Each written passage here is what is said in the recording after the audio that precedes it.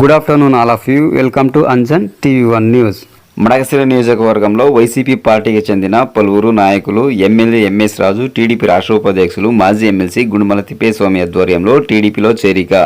ఆంధ్రప్రదేశ్ శ్రీ సత్యసాయి జిల్లా మడకశిర నియోజకవర్గం అమరాపురం మండలం ఆల్దుపల్లి గ్రామం జయప్ప, మూడ్లిగిరియప్ప, పిటి శ్రీనివాసులు, టి శ్రీనివాసులు, నాగరాజు, అగలి మండలం అల్లికెర గ్రామానికి చెందిన ముద్దరాజు, కావేలప్ప, హరీష్, రంగనాథ్, వైసీపీకి చెందిన ఇతర నాయకులకు తెలుగుదేశం పార్టీ కండువ కప్పి పార్టీలోకి ఎమ్మెల్యే ఎంఎస్ రాజు, మాజీ ఎమ్మెల్సీ గుండుమల తిప్పేస్వామి ఆహ్వానించడం జరిగింది.